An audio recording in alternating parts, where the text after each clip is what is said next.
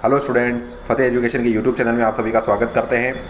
आज की इस वीडियो में हम बात करने वाले हैं रेलवे के आपके प्रीवियस ईयर में पूछे गए प्रश्नों को डिस्कस करेंगे। और इस वीडियो में आपको टॉपिक पर डिस्कस करने से पहले बता देते हैं कि एलपी टेक्नीशियन 2024 की तैयारी हमारे द्वारा करवाई जा रही है टेस्ट सीरीज़ के माध्यम से। और साइंस के फिजिक्स केमिस्ट्री बायो को कवर करते हुए 6 से 12 तक की तैयारी हमारे द्वारा करवाई जा रही है। और टेस्ट सीरीज़ का ये कोर्स लेने वाला विद्यार्थियों विज्ञान की दमदार तैयारी है। एनसीईआरटी 6 से 12 पर आधारित है और नाम मात्र के शुल्क में आपको 19 रुपये में हमारे द्वारा अवेलेबल करवाई जाएगी। और टोटल आपको 25 टेस्ट इस टेस्ट सीरीज में दिए जाएंगे। कहाँ मिलेगी? तो फतेह एजुकेशन का एप्लीकेशन डाउनलोड कीजिए, डिस्क्रिप्शन में आपको लिंक मिलेगा और कमेंट में भी आपको लिंक मिल जाएगा, वहाँ से डाउनलोड कीजिए और ज्वाइन कीजिए और अपने साथियों में शेयर कीजिए। बहुत ही नाम मात्र में इंटरनेट हेडलिंग चार्ज में हमारे द्वारा अवेलेबल करवाई जा रही है। बहुत ही शानदार बोर्ड के पैटर्न के अकॉर्डिंग टेस्ट सीरीज रहने वाली है। चलिए टॉपिक पर आते हैं, शुरू करते हैं क्लास। पहला प्रश्न है हमारा। चलिए विद्यार्थियों देखते हैं पहला प्रश्न में श्वसन क्रिया का अंतिम उत्पाद है, यानी जो हमारी श्वसन क्रिया होती है विद्यार्थियों, उसका जो अंतिम उत्पाद है वो कौन सा होता है। विकल्प नंबर 1 देखते हैं, कार्बन डाइऑक्साइड है। विकल्प नंबर 2 जल है, अमोनिया है। और चौथा विकल्प है हमारे 1 और 2 दोनों। तो श्वसन क्रिया का जो अंतिम उत्पाद है विद्यार्थियों में आपको बता देता हूँ, उसमें आपके कार्बन डाइऑक्साइड का निर्माण होता है और एक जल का निर्माण होता है। तो ऑप्शन नंबर आपका 4 सही हो जाएगा इसमें, और इसमें चौथा विकल्प आपके आंसर ग्रुप में सही होगा। अब बता देते हैं श्वसन क्रिया जो है विद्यार्थियों, इसमें आपके क्या है, एक उपचयी प्रक्रिया है। ठीक है, ऑक्सीकरण होता है श्वसन में मूलतः। आपको बता देते हैं इसके मेन पॉइंट जो इससे जुड़े हुए हैं। ठीक है, तो श्वसन क्रिया से जुड़े हुए कुछ खास बातें आपको बता देते हैं। हर प्रश्न में इसी प्रकार से रहेगा विद्यार्थियों, पहला प्रश्न, उसके बाद में उसके जुड़े हुए 4-5 इंपॉर्टेंट तथ्य। ठीक है, तो श्वसन क्रिया एक उपचयी प्रक्रिया या कैटाबोलिक्स नाम से भी आता है। एक होता है एनाबोलिक और एक कैटाबोलिक। तो उपचयी प्रक्रिया को आपको कैटाबोलिक्स करना है। ठीक है विद्यार्थियों, तो एक उपचयी प्रक्रिया होती है ये। आगे बढ़ते हैं। पेशी में श्वसन क्रिया जो होती है, जब पेशी अंगों में जब होती है, जो क्या होती है, जैसे आपके तेज़ी से चलने पर, अधिक काम करने पर जब पेशियों में श्वसन क्रिया होती है तो उसमें क्या होता है, आपके लैक्टिक अम्ल का निर्माण हो जाता है। तो लैक्टिक अम्ल का निर्माण इसलिए होता है विद्यार्थियों क्योंकि वहाँ पर क्या होता है, आपके ऑक्सीजन की कमी होती है। तो ऑक्सीजन की कमी में जब भी आपके श्वसन की क्रिया होती है ऑक्सीजन की कमी में या अनुपस्थिति में, तो वहाँ लैक्टिक अम्ल का निर्माण हो जाता है। ठीक है, तो ये आप ये ध्यान में रखिएगा, अवायवीय श्वसन में लैक्टिक अम्ल का निर्माण होता है। ठीक है, पेशी अंगों में। और बात करते हैं वायवीय श्वसन, यानी ऑक्सीजन की उपस्थिति में होने वाला श्वसन जो है वो आपका वायवीय श्वसन कहलाता है। और श्वसन में जो आपके अंतिम उत्पाद होता है इसमें, उसमें अंतिम उत्पाद यानी सब कुछ जल करके जैसे ऑक्सीडेशन हो गया है, तो अंतिम उत्पाद आपके कार्बन डाइऑक्साइड और जल का निर्माण होता है। ठीक है, तो ध्यान में रखिएगा आप, लैक्टिक अम्ल का निर्माण आपके पेशी अंगों में ऑक्सीजन की अनुपस्थिति में या कमी की उपस्थिति में होता है। और वायवीय श्वसन में जब आपके भरपूर ऑक्सीजन की मात्रा है तब आपके अंतिम उत्पाद कार्बन डाइऑक्साइड और जल होता है। चलिए इंपॉर्टेंट तथ्य आपको पता चला होगा। इसी प्रकार के प्रश्न हम आगे टोटल 20 प्रश्न डिस्कस करने वाले विद्यार्थियों, इसमें अगले प्रश्न की ओर बढ़ते हैं। अगला प्रश्न है हमारा विद्यार्थियों, रक्त स्कंदन में कौन सा विटामिन काम करता है। रक्त स्कंदन का मतलब होता है विद्यार्थियों रक्त का थक्का जमना। ठीक है, तो इसमें विटामिन कौन सा काम करता है, तो पहला है हमारा vitamin A, vitamin C, vitamin D और विटामिन के। तो मैं बता देता हूँ आपको विद्यार्थियों, इसमें जो रक्त का थक्का है उसके लिए आपकी विटामिन के काम करता है। ठीक है, तो रक्त का थक्का जमाने में कौन सा विटामिन सहायक होता है, तो विटामिन के आपके इसमें सहायक होता है। इससे जुड़े हुए महत्वपूर्ण तथ्य देख देते हैं विद्यार्थियों। विटामिन ए की कमी से, जो हमारे विकल्प हैं उन्हीं में से हम तथ्यों को डिस्कस कर रहे हैं विद्यार्थियों। विटामिन ए की कमी से रतौंधी रोग होता है। ठीक है, आपने पढ़ा होगा इसको कई बार। और विटामिन सी की कमी से, आपके सी से ही शुरू करना है, स्कर्वी रोग जो होता है, इसमें क्या होता है विद्यार्थियों, आपके जो होठ है और मसूड़े है वो फटने लगते हैं विद्यार्थियों। विटामिन डी की कमी से रिकेट्स रोग होता है।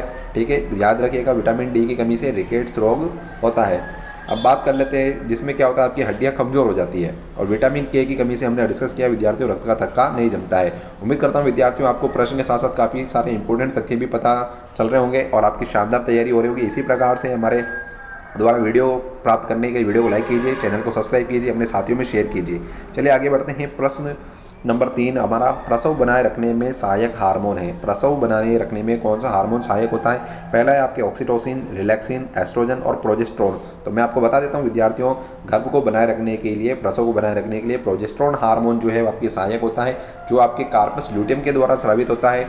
ये कार्पस ल्यूटियम क्या होता है, जब विद्यार्थियों निषेचन की क्रिया हो जाने के बाद में आपके कार्पस ल्यूटियम का निर्माण होता है। तो कार्पस ल्यूटियम क्या करती है, प्रोजेस्टेरोन हार्मोन का निर्माण करती है। कार्पस ल्यूटियम को आपके क्या करते हैं कि इससे अंतःस्रावी ग्रंथि के रूप में भी कहते हैं, ये अंतःस्रावी ग्रंथि के रूप में कार्य करती है, क्योंकि अंतःस्रावी ग्रंथियाँ वे होती है विद्यार्थियों जो हार्मोन का स्रवण करती है। ठीक है, तो आपको बता देते हैं कि ऑक्सीटोसिन हार्मोन है, रिलैक्सिन हार्मोन है, एस्ट्रोजन हार्मोन, इनके क्या क्या कार्य हैं। तो आपको इंपॉर्टेंट तथ्यों के अंदर बताते हैं कि इनके हार्मोन क्या क्या काम करते हैं प्रसव के अंदर आपके। ठीक है, तो ये जनन में भी किस प्रकार सहायक हार्मोन है। तो बात करते हैं, एस्ट्रोजन और प्रोजेस्टेरोन हार्मोन मादा में अंडाशय द्वारा स्रावित हार्मोन है, ठीक है। हम बात करते हैं जैसे कि आपके ऑक्सीटोसिन हार्मोन दुग्ध श्रवण में मदद करता है, यानी जब आपके शिशु का जन्म हो जाता है तो उसके 24 घंटों के अंदर अंदर आपके क्या है कि दुग्ध श्रवण को प्रेरित करने में ऑक्सीटोसिन हार्मोन आपके सहायता करता है। रिलैक्सिन हार्मोन क्या करता है, आपके शिशु के जन्म को सुगम बनाता है। ये क्या करता है, प्यूबिक सिम्फाइसिस जो संधि होती है आपके, ठीक है, तो उसमें क्या करता है, उसको शिथिल करता है। शिथिल करने से क्या होता है, योनि मार्ग आपके थोड़ा सा पहले की तुलना में ज़्यादा शिथिल होता है और रास्ता होता है शिशु के विकास के, इसमें जन्म नाल जो होती है इसकी आपकी शिथिल होती है और शिशु का जो आपके प्रसव सुगम हो जाता है। आगे बढ़ते हैं, प्रोजेस्टेरोन हार्मोन प्रसव को बनाए रखने में सहायक है। जब हमने ऊपर भी डिस्कस किया था, हमारा आंसर था विद्यार्थियों। तो उम्मीद करता हूँ आपको काफ़ी सारे इंपॉर्टेंट तथ्य हमारे द्वारा बताए जा रहे हैं जो आपको एग्जाम में काफ़ी हेल्पफुल साबित होंगे। इनको याद भी कीजिए विद्यार्थियों, और अगर आपको इसकी PDF प्राप्त करनी है तो हमारा टेलीग्राम चैनल का लिंक मिलेगा, आप उसको ज्वाइन कीजिए, वहाँ आपको ये PDF शेयर कर दी जाएगी। चलिए आगे बढ़ते हैं। अगला प्रश्न है हमारा, एक विद्युत जनरेटर परिवर्तित करता है, यानी विद्युत जनरेटर जो होता है विद्यार्थियों हमारे जो किस सिद्धांत पर कार्य करता है, तो विद्यार्थियों वो क्या करता है, पहला विकल्प है हमारा विद्युत ऊर्जा को यांत्रिक ऊर्जा में, यांत्रिक ऊर्जा को विद्युत ऊर्जा में, विद्युत ऊर्जा को रासायनिक ऊर्जा में और ध्वनि ऊर्जा को विद्युत ऊर्जा में। तो विद्यार्थियों आपको बता देते हैं ये क्या करता है, आपकी यांत्रिक ऊर्जा को विद्युत ऊर्जा में परिवर्तित करने का कार्य करता है, यानी आप उसको यांत्रिक कार्य करके विद्युत ऊर्जा में परिवर्तित कर देते हैं यांत्रिक कार्य को। तो जो यांत्रिक कार्य से जो ऊर्जा मिल रही है वो विद्युत ऊर्जा में रूपांतरित होती है और ये कार्य आपके जनरेटर के द्वारा किया जाता है। इसी तरीके से आपके उल्टा भी आ सकता है विद्यार्थियों, विद्युत मोटर क्या करती है, तो विद्युत मोटर क्या करती है, विद्युत ऊर्जा को क्या करती है, यांत्रिक ऊर्जा में परिवर्तित करती है। तो दोनों चीज़ें एक दूसरे से उल्टी है विद्यार्थियों, आप याद रखिएगा। आगे बढ़ते हैं, जैसे मैंने आपको बताया था इंपॉर्टेंट तथ्य भी बात कर लेते हैं इसमें।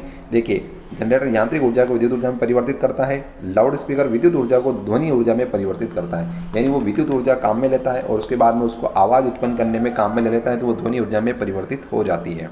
आगे बढ़ते हैं, द्विसंकर क्रॉस लक्षण प्रारूप का अनुपात है आपके, यह आपके मेंडल वाले सवाल से आ गया विद्यार्थियों।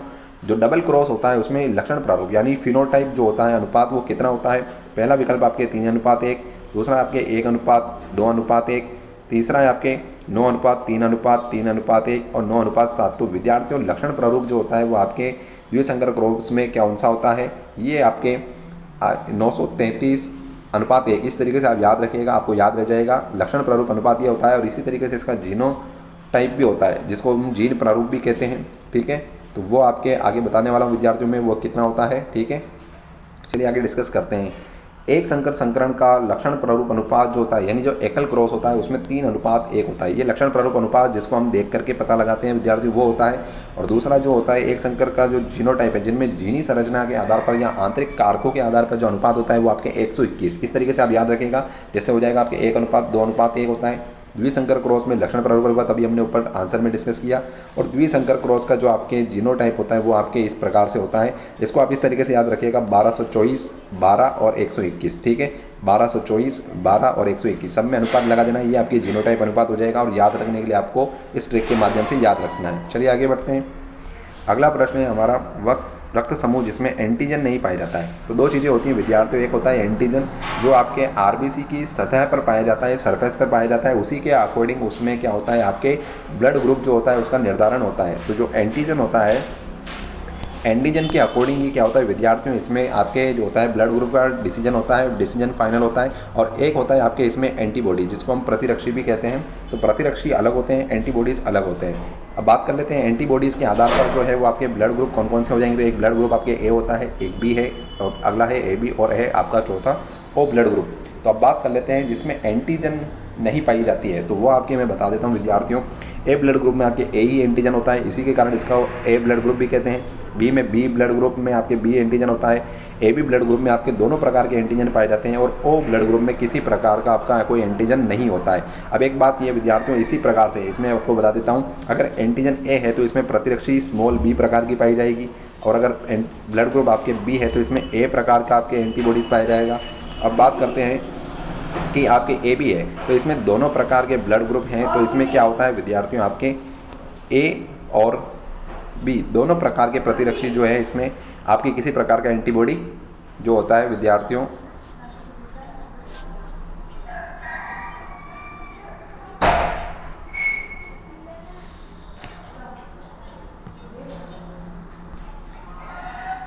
तो तो विद्यार्थियों इसमें आपके जो AB ब्लड ग्रुप है इसमें बात कर लेते हैं। इसमें जिसमें ध्यान रखिएगा विद्यार्थियों, आपके दोनों प्रकार के एंटीजन हैं, तो इसमें एंटीबॉडी किसी भी प्रकार की नहीं पाई जाएगी। यानी एंटीजन अगर A है तो इसकी उल्टी आपके इसमें एंटीबॉडी पाई जाएगी। तो स्मॉल b होगी एंटीबॉडी को और कैपिटल से आप एंटीजन को लिखेंगे, ठीक है।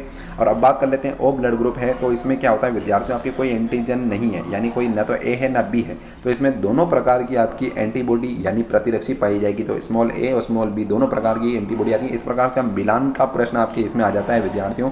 काफ़ी इंपॉर्टेंट जानकारी इसमें मैंने आपको बताई है, इसको आप याद रखिएगा।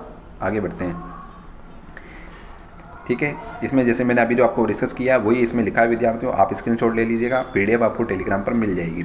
आगे बात करते हैं, कांस्टेंटाइन किन धातुओं से मिलकर बना है। पहला है आपके कॉपर प्लस निकल, copper plus zinc, Pb plus Sn, copper plus Sn। तो विद्यार्थियों कांस्टेंटाइन जो होता है विद्यार्थियों आपके पहला नंबर का विकल्प सही है, कॉपर और निकल। आप इसमें याद रखिएगा, कहाँ से आप ध्यान में रखेंगे, कॉपर और पीछे N आ रहा है जिसमें आपके ने से निकल आपको याद रखना है। कॉपर प्लस निकल जो होती है वो कांस्टेंटाइन धातु से मिलकर बनी होती है। आगे इंपॉर्टेंट फैक्ट में चारों पॉइंट से डिस्कस कर लेते हैं और भी कौन कौन सी मिश्र धातुएं हैं जो किन किन तत्वों से मिलकर बनी होती है। तो पहला मैंने आपको बताया जैसे कॉपर प्लस Sn है, तो ये आपके मिश्र धातु जो होती है वो कांसा होती है, और पीतल में आपके कॉपर और जिंक होता है, ठीक है।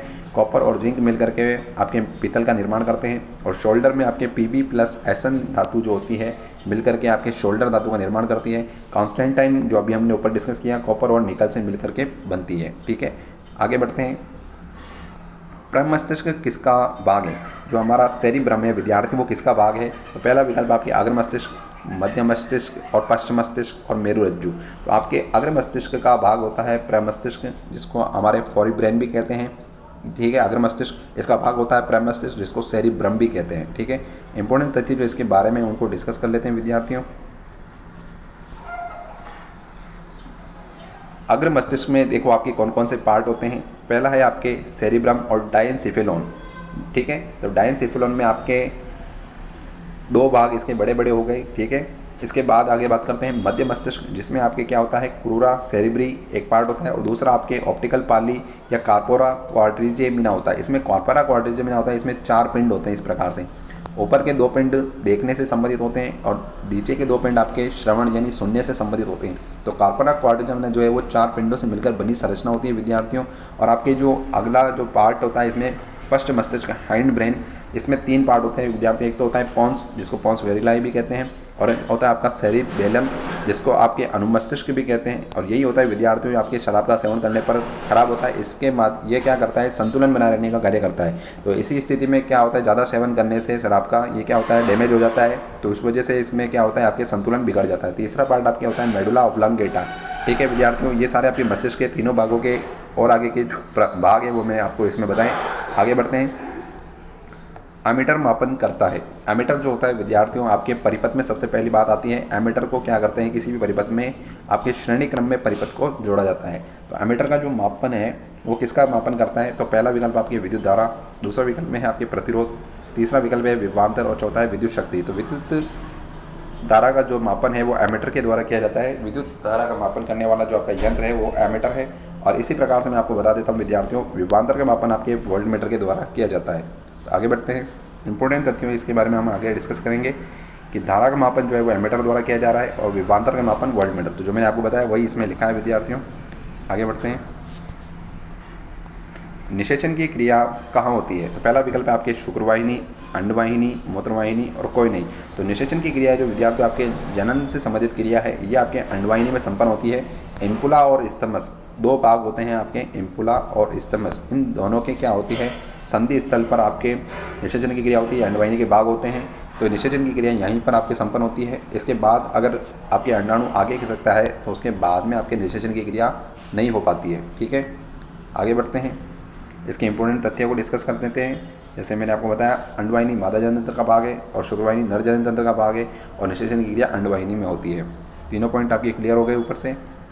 आगे बढ़ते हैं, अगला प्रश्न है लैक्टिक अम्ल किस में पाया जाता है। तो लैक्टिक अम्ल पहला विकल्प है आपके टमाटर में, सिरका में, इमली में या दही में। तो दही में आपके जो होता है वो लैक्टिक अम्ल पाया जाता है विद्यार्थियों। टमाटर में आपके एस्कॉर्बिक एसिड और एक आपके ऑक्जेलिक एसिड होता है विद्यार्थियों। सिरका जो आपके एसिटिक अम्ल होता है और इमली जो है वो आपके टार्ट्रिक अम्ल पाया जाता है, ठीक है। तो चारों में मैंने जो एसिड पाए जाते हैं वो आपको बता दिया और यही पॉइंट आपको नीचे लिखे हुए मिलेंगे, ठीक है। आगे बढ़ते हैं, चुंबकीय क्षेत्र का मात्रक है। तो चुंबकीय क्षेत्र का जो मात्रक होता है विद्यार्थियों, वो आपके क्या होता है, टेस्ला होता है। ठीक है, एम्पीयर तो आपकी विद्युत धारा का मात्रक है, और स्टेट जो है आपके चुंबकीय क्षेत्र की तीव्रता का मात्रक, और वेबर जो है वो आपके चुंबकीय फ्लक्स का मात्रक होता है। और यही पॉइंट आपको नीचे इसी प्रकार से हमने लिख करके दिए हैं। इनमें कोई आगे और इम्पोर्टेंट पॉइंट है तो हम उसको आगे डिस्कस करते हैं। ठीक है, चलिए, चुंबकीय फ्लक्स का मात्रक वेबर है, काफ़ी इंपॉर्टेंट मात्रक है, ये याद रखिएगा। प्रतिरोध निर्भर करता है, यानी किसी चालक तार द्वारा जो विद्युत धारा का बहने का जो विरोध किया जाता है, उसका ये गुण जो है वो प्रतिरोध कहलाता है विद्यार्थियों। अब बात करते हैं किस पर निर्भर करता है, तो पहला है आपके चालक की लंबाई पर, यानी जो कोई चालक तार है तो उसकी लंबाई, जिसको स्मॉल एल से डिनोट करते हैं, उस पर निर्भर करता है। चालक के अनुप्रस्थ काट के क्षेत्रफल पर, यानी ए पर निर्भर करता है, तो बिल्कुल करता है। चालक के पदार्थ की प्रकृति पर निर्भर करता है, तो पदार्थ की प्रकृति पर, यानी उपरोक्त सभी चारों पॉइंट जो है विद्यार्थियों, इसमें उपरोक्त तीनों पॉइंट सही है, तो चौथा विकल्प आपकी सही हो जाएगा, ये पदार्थ की प्रकृति पर भी निर्भर करता है।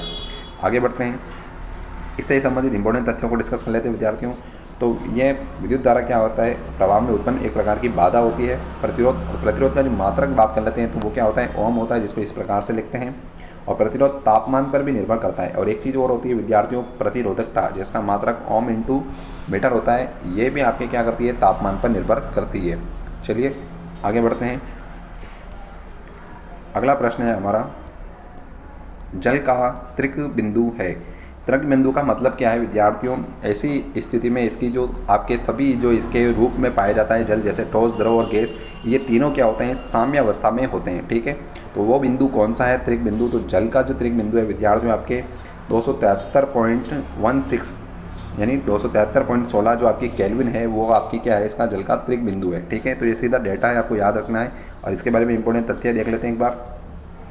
ताप दाब का वह मान जिस पर पदार्थ की तीनों अवस्थाएं, ठोस, द्रव और गैस, परस्पर साम्य अवस्था में होती है, उसे त्रिक बिंदु कहते हैं। 273.16 आपके पानी का होता है ये। ठीक है, और पानी का घनत्व की अगर बात कर लेते हैं तो 4 डिग्री सेंटीग्रेड पर सबसे ज़्यादा जो घनत्व होता है विद्यार्थियों पानी का, वो 4 डिग्री सेंटीग्रेड पर होता है। ये सवाल काफ़ी बार पूछा जाता है, आप याद रखिएगा। आगे बढ़ते हैं, विद्युत धारा का सूत्र है। विद्युत धारा जो हमने ऊपर डिस्कस किया विद्यार्थियों, इसको आई से डिनोट करते हैं, आई बराबर Q/T। ठीक है, ये भी सूत्र आपकी विद्युत धारा का होता है। आवेशों के प्रवाह की जो दर होती है उसको विद्युत धारा कहते हैं विद्यार्थियों। और I बराबर V/R, ये आपके ओम के नियम से है दूसरा विकल्प।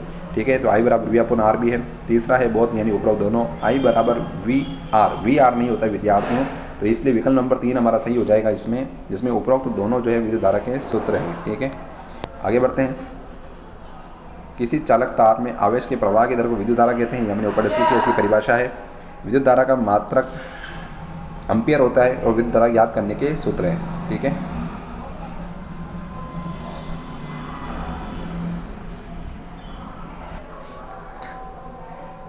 आगे डिस्कस करते हैं विद्यार्थियों। तो आपके जो विद्युत धारा का मात्रक है एम्पियर है, और ये सारे सूत्र जो हमने ऊपर डिस्कस किए ये इसके सूत्र हैं। चलिए आगे बढ़ते हैं, अगला प्रश्न है हमारा, मटर के पौधे में पुष्प का कौन सा रंग प्रभावी लक्षण है। पहला है आपके विकल्प पीला, बैंगनी, नीला।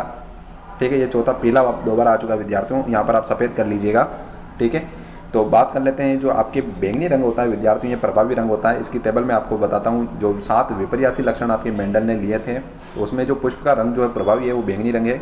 ठीक है, आगे बात कर लेते हैं, इसमें जो 7 लक्षण है वो कौन कौन से हैं। जैसे 7 जोड़ी लक्षणों की बात की थी जो वंशागति के अध्ययन में मेंडल ने मटर के पौधे में लिए थे। पहले है आपके तने की ऊंचाई का लक्षण है, जो या तो लंबा है या बोना है। तो लंबा जो पहला लिखा है विद्यार्थियों, वो आपकी क्या है, प्रभावी लक्षण है। फूल का रंग है जिसमें बैंगनी और सफ़ेद है, जो आगे आ रहा है आपके बैंगनी, वो आपकी क्या हो जाएगा, प्रभावी लक्षण हो जाएगा। तो सफ़ेद अप्रभावी लक्षण है, तो आपको अप्रभावी लक्षण के नाम से भी पूछा जा सकता है।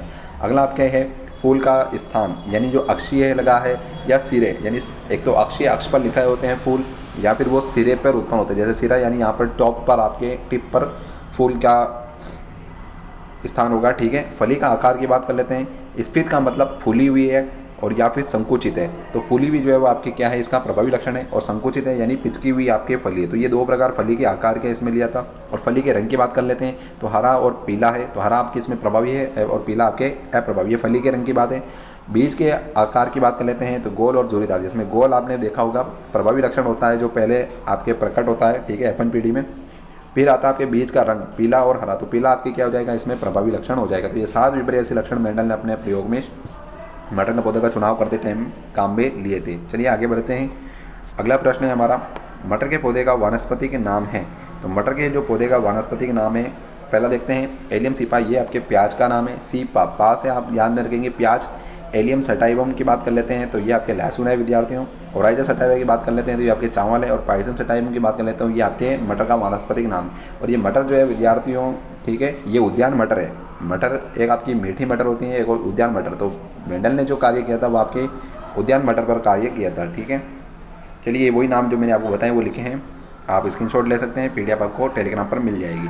लोहे के अयस्क का जो है वो नाम बताइए। तो लोहे का जो अयस्क होता है वो कौन सा अयस्क है जिससे लोहे को प्राप्त किया जाता है? अयस्क वो होता है जिससे विद्यार्थियों धातुओं को प्राप्त किया जाता है, ठीक है, उसको अयस्क कहते हैं। पहला है आपके haematite, pitchblende, monazite, bauxite. तो आपके जो लोहे का जो अयस्क है वो हेमेटाइट है विद्यार्थियों। बाकी और अयस्क को भी हम डिस्कस करते हैं जिनसे किन किन तत्वों को प्राप्त किया जाता है। तो पिच ब्लेड जो होता है अयस्क, उससे हम यूरेनियम को प्राप्त करते हैं विद्यार्थियों। और मोनोजाइट अयस्क से हमारे को थोरियम प्राप्त होता है।